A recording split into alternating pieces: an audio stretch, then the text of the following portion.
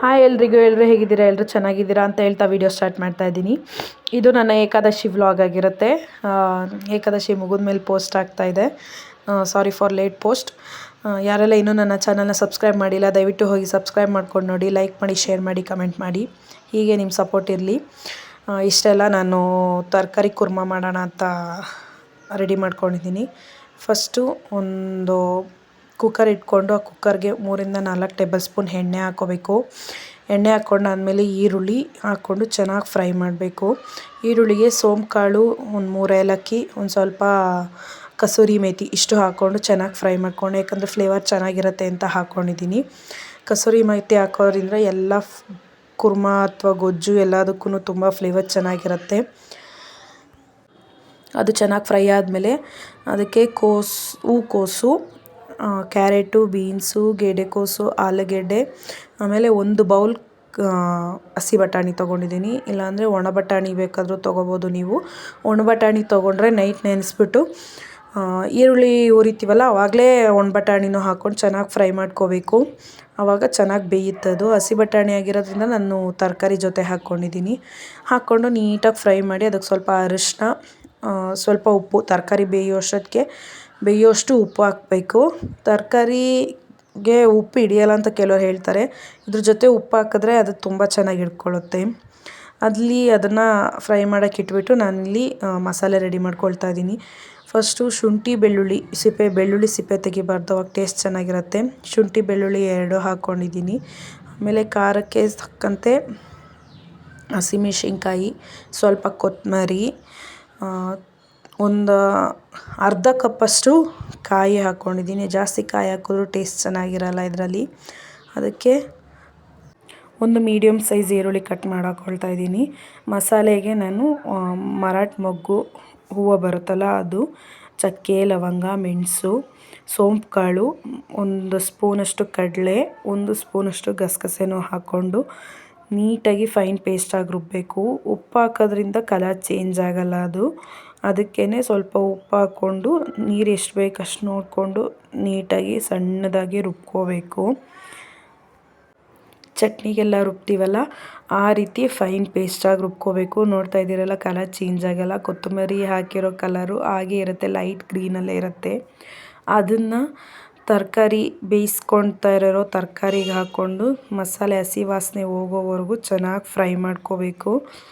ಅದು ಹಸಿ ವಾಸನೆ ಎಲ್ಲ ಹೋದ್ಮೇಲೆ ಅದಕ್ಕೆ ಟೊಮೆಟೊ ಪ್ಯೂರಿ ಹಾಕ್ಕೋಬೇಕು. ನಾನೊಂದು 4 ಟೊಮೆಟೊ ತೊಗೊಂಡಿದ್ದೀನಿ, ಹುಳಿ ಟೊಮೆಟೊ. 4 ಟೊಮೆಟೊ ಹಾಕ್ಕೊಂಡು ಅದೇ ಜಾರ್ಗೆ ಹಾಕ್ಕೊಂಡಿದ್ದೀನಿ, ಮಸಾಲೆ ವೇಸ್ಟ್ ಮಾಡೋದು ಬೇಡ ಅಂತ. ಅದೇ ಜಾರ್ಗೆ ಹಾಕ್ಕೊಂಡು 4 ಟೊಮೆಟೊ ಫೈನ್ ಪೇಸ್ಟ್ ಮಾಡ್ಕೊಂಡು ಪ್ಯೂರಿನ ಆ ಗೊಜ್ಜಿಗೆ ಹಾಕಬೇಕು. ಗೊಜ್ಜಿಗೆ ಹಾಕಿ ಚೆನ್ನಾಗಿ ಫ್ರೈ ಮಾಡಬೇಕು. ಅದು ಟೊಮೆಟೊದು ಹಸಿ ವಾಸನೆ ಹೋಗಬೇಕು. ಆ ಥರ ಚೆನ್ನಾಗಿ ಫ್ರೈ ಮಾಡ್ಕೊಂಡಾದಮೇಲೆ ನಮಗೆ ಎಷ್ಟು ಬೇಕು ತಿಕ್ನೆಸ್ ನೋಡಿಕೊಂಡು ನಾವು ನೀರು ಆ್ಯಡ್ ಮಾಡ್ಕೋಬೇಕು. ನಾನು ಗ್ರೇವಿ ಮಾಡ್ತಾ ಇರೋದ್ರಿಂದ ಸ್ವಲ್ಪ ತೆಳು ಮಾಡ್ಕೊಂಡಿದ್ದೀನಿ. ಕೆಲವರು ತುಂಬ ಗಟ್ಟಿ ಮಾಡ್ಕೊಳ್ತಾರೆ, ಕೆಲವರು ಸಾಂಬಾರು ರೀತಿಯಲ್ಲಿ ಮಾಡ್ಕೋತಾರೆ. ನಾನು ಗ್ರೇವಿ ರೀತಿ ಮಾಡ್ಕೊಂಡಿದ್ದೀನಿ. ಆಮೇಲೆ ಸ್ವಲ್ಪ ರುಚಿಗೆ ಎಷ್ಟು ಬೇಕಷ್ಟು ಉಪ್ಪು, 1 ಸ್ಪೂನು ಧನಿಯಾ ಪುಡಿ. ಇದಕ್ಕೆ ಮೇನ್ ಇಂಗ್ರೀಡಿಯೆಂಟ್ ಅಂದರೆ ಚಿಕನ್ ಮಸಾಲ ಪೌಡರು. ಸಖತ್ ಟೇಸ್ಟ್ ಕೊಡುತ್ತೆ. ನೀವೊಂದ್ಸಲ ಹಾಕಿ ಮಾಡಿ ನೋಡಿ, ಸಖತ್ ಟೇಸ್ಟ್ ಕೊಡುತ್ತೆ. 1 ಸ್ಪೂನು ಚಿಕನ್ ಮಸಾಲ ಹಾಕಿ 2 ವಿಜಿಲ್ ಕೂಗಿಸ್ಕೊಂಡಿದ್ದೀನಿ. ಲಿಡ್ ಕ್ಲೋಸ್ ಮಾಡಿ 2 ವಿಜಿಲ್ ಕೂಗಿಸ್ಕೊಂಡೆ. ಅದಾದಮೇಲೆ ಅದಕ್ಕೆ ಸ್ವಲ್ಪ ಕೊತ್ತಂಬರಿ ಸೊಪ್ಪು ಹಾಕ್ಕೊಂಡ್ರೆ ನಮ್ಮ ತರಕಾರಿ ಕುರ್ಮ ರೆಡಿ. ಸಖತ್ತಾಗಿರುತ್ತೆ ಫ್ರೆಂಡ್ಸ್, ದಯವಿಟ್ಟು ನೀವು ಒಂದ್ಸಲ ಮಾಡಿ ನೋಡಿ. Super taste. ನಮ್ಮ ಮನೆಯವರು ತುಂಬ ಚೆನ್ನಾಗೈತೆ ಅಂತ ಹೇಳ್ತಾಯಿದ್ರು. ಅವರೇ ಒಂದು 5-6 ದೋಸೆ ತಿಂದರು ಈ ಕುರ್ಮ ಮಾಡಿದ್ದಕ್ಕೆ. ಸೊ ತುಂಬ ಚೆನ್ನಾಗಿರುತ್ತೆ ಫ್ರೆಂಡ್ಸ್, ಮಾಡಿ ನೋಡಿ ನೀವೊಂದ್ಸಲಿ.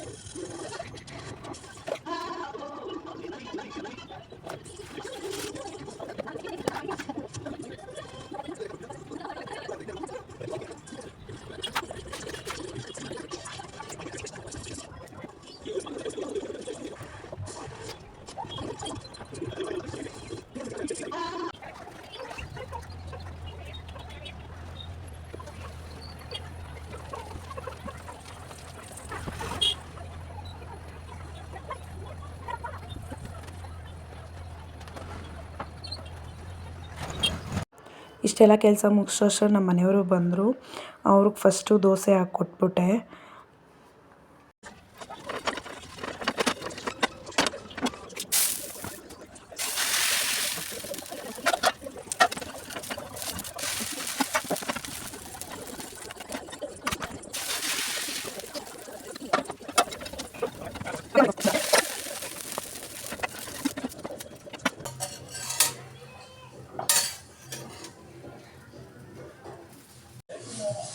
Hi friends, welcome back.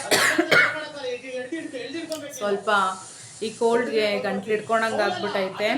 ಅದಕ್ಕೆ ಯಾವ ವ್ಲಾಗ್ಸು ಮಾಡ್ತಾ ಇರಲಿಲ್ಲ, ಜಾಸ್ತಿ ಹಳೆ ವ್ಲಾಗ್ಸ್ಗಳನ್ನೇ ಪೋಸ್ಟ್ ಮಾಡ್ಕೊಂಡು ಬಂದೆ. ಇವತ್ತು ವೈಕುಂಠ ಏಕಾದಶಿ ಆಗಿರೋದ್ರಿಂದ ನಾನು ಲೇಟಾಗೆ ಎದ್ದೆ, ಬೇಗ ಎದ್ದೊಳಕ್ಕಾಗಲಿಲ್ಲ. ಹಂಗೂ 4 ಗಂಟೆಗೆ ಅಲಾರಾಮ್ ಇಟ್ಕೊಂಡಿದ್ದೆ, ಎದ್ದೊಳಕ್ಕಾಗಲಿಲ್ಲ. ರಾತ್ರಿ ಮಲಗಿದ್ದೆ 11 ಗಂಟೆ ಆಗೋಗಿತ್ತು. ಅದಕ್ಕೆ ಬೇಗ ಎದ್ದೆ, ಇನ್ನೇನು ಎದ್ದೊಳ್ಳಿಲ್ಲ. 6 ಗಂಟೆಗೆ ಎದ್ದು ನಾಷ್ಟಕ್ಕೆಲ್ಲ ರೆಡಿ ಮಾಡಿ ಇಟ್ಟಿದ್ದೀನಿ. ದೇವ್ರ ಸಾಮಾನು ಸಹ ನೋಡಿ, ದೇವ್ರ ಸಾಮಾನು ತೆಗ್ದು ತೊಳೆದಿಟ್ಟಿದ್ದೀನಿ ನೋಡಿ. ದೇವ್ರ ಸಾಮಾನೆಲ್ಲ ತೆಗ್ದು ತೊಳೆದಿಟ್ಟಿದ್ದೀನಿ. ಈಗ ಸ್ನಾನ ಮಾಡ್ಕೊಂಡು ಬಂದು ದೇವ್ರ ಫೋಟೋ ರೆಡಿ ಮಾಡಿಬಿಟ್ಟು ಸ್ವಲ್ಪ ನೈವೇದ್ಯ ಮಾಡಿಕೊಂಡು ಪೂಜೆ ಮಾಡಬೇಕು. ಪಾಪ ನನ್ನ ಮಗನಿಗೆ ಬೇರೆ ಹುಷಾರಿಲ್ಲ, ಜ್ವರ ಬಂದ್ಬಿಟ್ಟೈತೆ ರಾತ್ರಿಯಿಂದ.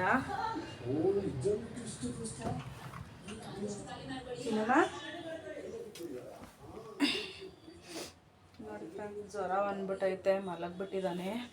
ನಾನು ಅದಕ್ಕೆ ಏನೇ ಎಬ್ರಿಸೋಕ್ಕೆ ಹೋಗಲಿಲ್ಲ. ಅದಕ್ಕೆ ಹಾಸಿಗೆನೂ ಏನೂ ಕ್ಲೀನ್ ಮಾಡಿಲ್ಲ. ನಾನು ಅವ್ನು ಎದ್ಮೇಲೆ ಸ್ನಾನ ಮಾಡಿಸಿ ಕ್ಲೀನ್ ಮಾಡೋಣ ಅಂತಿದ್ದೀನಿ. ಈಗ ಒಂದಿಷ್ಟು ಅಡುಗೆ ಮಾಡಿರೋ ಪಾತ್ರೆಗಳಿದ್ದಾವೆ, ಅವೆಲ್ಲ ತೊಳೆದ್ಬಿಟ್ಟು ಸ್ನಾನ ಮಾಡ್ಕೊಂಬಂದ್ಬಿಡ್ತೀನಿ ಫ್ರೆಂಡ್ಸ್.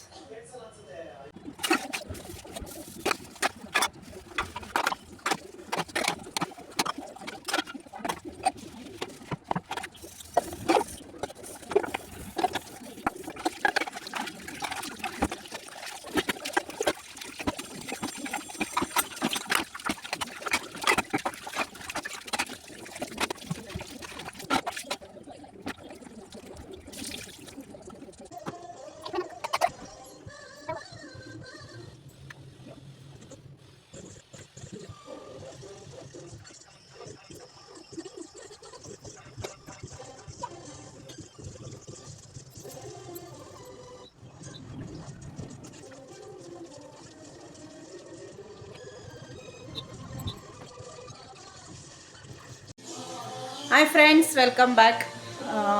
ಈಗಷ್ಟೇ ವಾರ ಎಲ್ಲ ಮುಗೀತು. ಟೈಮ್ ಬಂದು 11 ಗಂಟೆ ಆಗಿದೆ.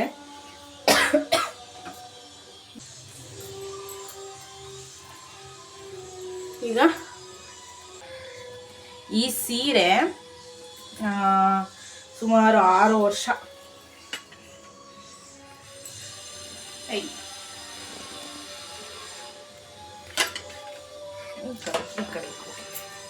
ಮದುವೆ ಸೀರೆ ನೋಡಿ. ಬ್ಲೌಸ್ ಎಲ್ಲ ಇಲ್ಲಿಗೆ ಬರುತ್ತೆ. ಈಗ ಅವಾಗ ಅಷ್ಟು ಸಣ್ಣ ಇದ್ದೆ ನಾನು. ನನ್ನ ಮಗ ಇನ್ನೂ ರೆಡಿ ಆಗಿಲ್ಲ ಪಾಪ, ಸ್ನಾನನೂ ಮಾಡಿಲ್ಲ. ಗೊಂಬೆ ಜ್ವರ ಬಂದು ಕೂತೈತೆ ನೋಡಿ. ಕಣ್ಣ ಹತ್ರ ಎಲ್ಲ ಹೆಂಗೆ ಕಟ್ಕೊಂಡೈತೆ ನೀರು. ಜಾಸ್ತಿ ಫೋನ್ ನೋಡ್ತಾನೆ, ಅದಕ್ಕೆ ಹಂಗಾಗೈತೆ. ಇವಾಗ ಸ್ನಾನ ಮಾಡಿಸ್ಬೇಕು. ಅವನಿಗೂ ಹೀಟ್ರ್ ಹಾಕಿದ್ದೀನಿ. ಬೆಳಗ್ಗೆಯಿಂದ ಟಿಫನ್ ಏನೂ ಮಾಡಿಲ್ಲ. ಇವಾಗ ಗೌನ್ಗೂ ದೋಸೆ ಹಾಕ್ಕೊಟ್ಬಿಟ್ಟು ನಾನು ದೋಸೆ ತಿಂತೀನಿ. ಸಾಯಂಕಾಲ ಇವತ್ತು ಮಧ್ಯಾಹ್ನನೇ ಬೇಗ ಎಲ್ಲ ಅಡುಗೆ ಮಾಡಿ ಇಟ್ಬಿಟ್ಟು ಮಧ್ಯಾಹ್ನ ಮೇಲೆ ದೇವಸ್ಥಾನಕ್ಕೆ ಹೋಗೋಣ ಅಂತಿದ್ದೀನಿ. ಇವಾಗಂತೂ ಸಿಕ್ಕಾಪಟ್ಟೆ ರಶ್ ಇರುತ್ತೆ.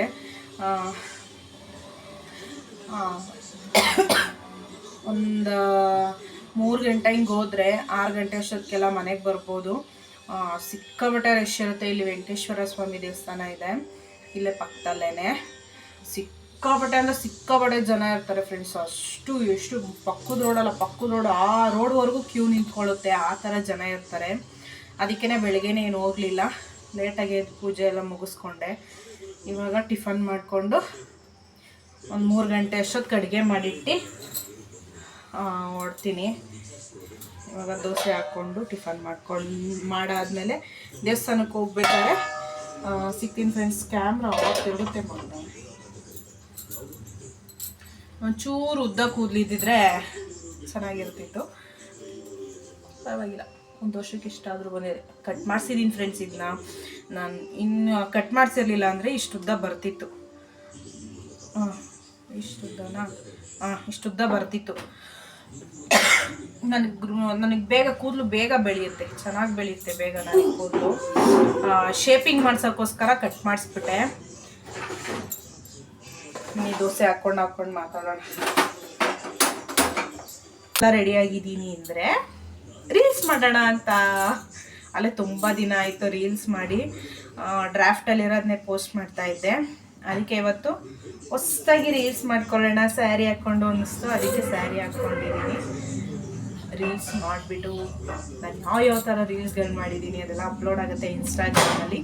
ದಯವಿಟ್ಟು ಅಲ್ಲೂ ಹೋಗಿ ಸಬ್ಸ್ಕ್ರೈಬ್ ಮಾಡ್ಕೊಳ್ಳಿ, ಲೈಕ್ ಮಾಡಿ, ಶೇರ್ ಮಾಡಿ, ಕಮೆಂಟ್ ಮಾಡಿ. ನನ್ನ ಯೂಟ್ಯೂಬ್ ಚಾನಲ್ನು ಇದೇ ಥರ ಬೆಳೆಸ್ಕೊಂಡೋಗಿ. Thank you. ಇವಾಗ ಟಿಫನ್ ಮುಗಿಸ್ಕೊಂಬಿಡೋಣ, ಆಮೇಲೆ ಮಾತಾಡೋಣ ಸಂಜೆವರೆಗೂ.